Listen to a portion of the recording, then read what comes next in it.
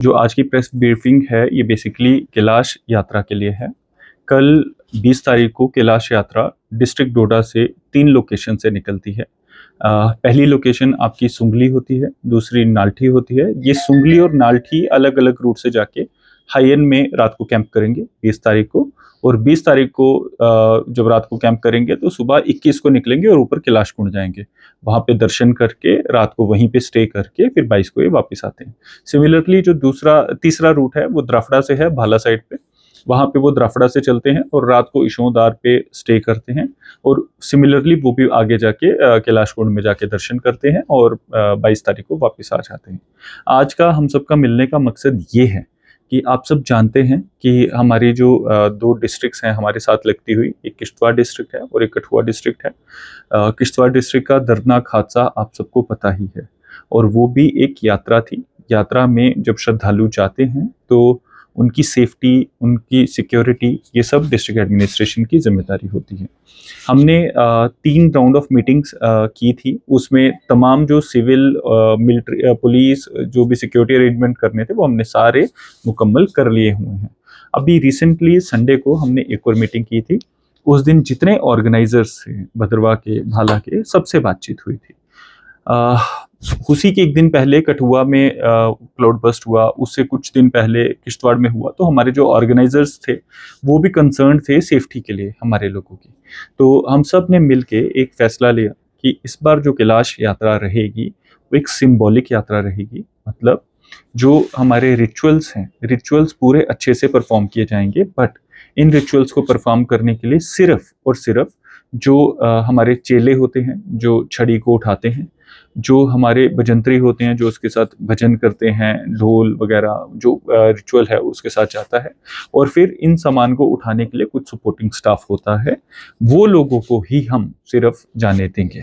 यही मेरा एक पर्पस था आप सबको बताने का। और तमाम डोडा भद्रवाह की जो हमारी कम्युनिटी है, इनफैक्ट हमारी गंदों की कम्युनिटी के लिए भी कई लोग छत्रकला से जाते थे और छत्रकला से डे में वापस आ जाते थे 21 तारीख को। इस बार क्लियरली छत्रकला रूट बंद है। उसका रीजन भी आपको बता दूं, छत्रकला का जो रूट है वो 6 घंटे का ट्रैक है छत्रकला से कैलाश कुंड का। उस 6 घंटे के ट्रैक में एक भी शेड नहीं है, और वो कई स्पर, कई नालों को पार करके जाता है। इन केस खुदा ना खास्ता कोई भगवान ना करे, अगर कोई इवेंचुअलिटी होती है तो हमारे पास वहाँ ना तो कोई सड़क है, और ना ही वहाँ पे, आप जानते भी हैं कि वहाँ पे हेलीकॉप्टर का जाना भी बड़ा मुश्किल होता है, क्योंकि वहाँ पे एडवर्स वेदर और हवाएं बहुत तेज होती हैं।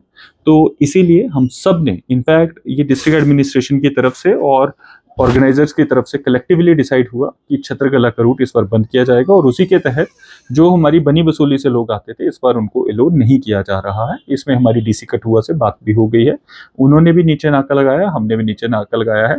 तो मेरी तमाम लोगों से अपील रहेगी कि प्लीज आप कोशिश ना करें, स्पेशली हमारा यूथ एक तो रिलीजियसली जाना चाहता है, एक एडवेंचर टूरिज्म से भी जाना चाहता है, बट ये टाइम सही नहीं है।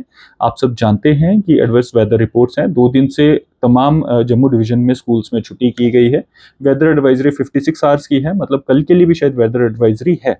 But at the same time IMD department से हमारा टाइम टू टाइम राब्ता चल रहा है डिस्ट्रिक्ट एडमिनिस्ट्रेशन का, और लोकलाइज्ड वेदर पैटर्न्स को स्टडी किया जा रहा है, ताकि अगर कोई एडवर्स वेदर कंडीशन आती है तो हमारी जो वहाँ पे पैरामिलिट्री पुलिस, हमारे जो वहाँ पे, अब क्योंकि वहाँ नेटवर्क का इशू है तो वहाँ पे जो हमारे वायरलेस हैं, सैटेलाइट फ़ोन है, उसके थ्रू हम लोगों को आगाह कर सकें।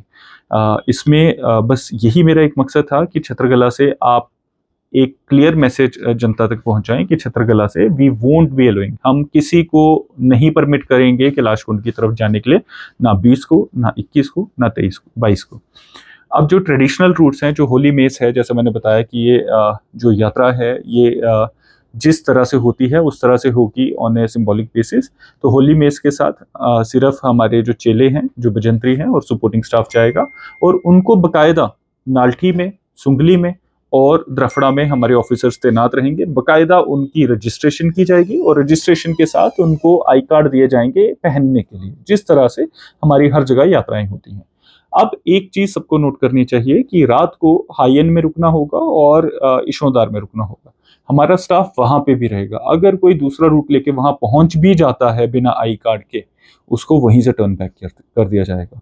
तो ये तमाम लोगों की सेफ्टी के लिए किया जा रहा है। तो मैं समझता हूँ कि पूरी जो हमारी आवाम है, हमारी जनता है, इसमें डिस्ट्रिक्ट एडमिनिस्ट्रेशन को कोऑपरेट करेगी। और अगर कोई गलत पाया गया या फिर कोई बिना रजिस्ट्रेशन के गया, तो एक चीज़ क्लियर है कि उनको आगे नहीं जाने दिया जाएगा। तो आप बेबात का परेशान होंगे। तो इसीलिए मेरी रिक्वेस्ट रहेगी कि जो हमारी एडवाइजरी है इसको फॉलो किया जाए। सर कम्युनिटी कंसर्न से इसमें बात हुई है, अगर जिसको प्रॉब्लम होगी तो वो कैसे किसको कांटेक्ट कर सकता है, कैसे ये चीज़ें पॉसिबल है? देखिए, इसके लिए कंट्रोल रूम हमारा इस्टेब्लिश्ड है, ईओसी का नंबर मैं इनफैक्ट आपके सामने ईओसी के नंबर फ्लैश कर देता हूं। वहां पे हमने एक स्पेसिफिक कंट्रोल रूम बनाया है। इसके अलावा आज शाम तक हम नंबर्स फ्लैश कर देंगे कि किस लोकेशन पे, चाहे वो लंगर की लोकेशन हो, चाहे वो रात को स्टे की लोकेशन हो, चाहे वो कैलाश कुंड की लोकेशन हो, किस ऑफिसर को वहां पे तैनात किया गया है लोगों की इश्यूज ग्रीवांसेस को एड्रेस करने के लिए। वो चीजें भी हम थोड़ी देर में आपके साथ फ्लैश कर देंगे।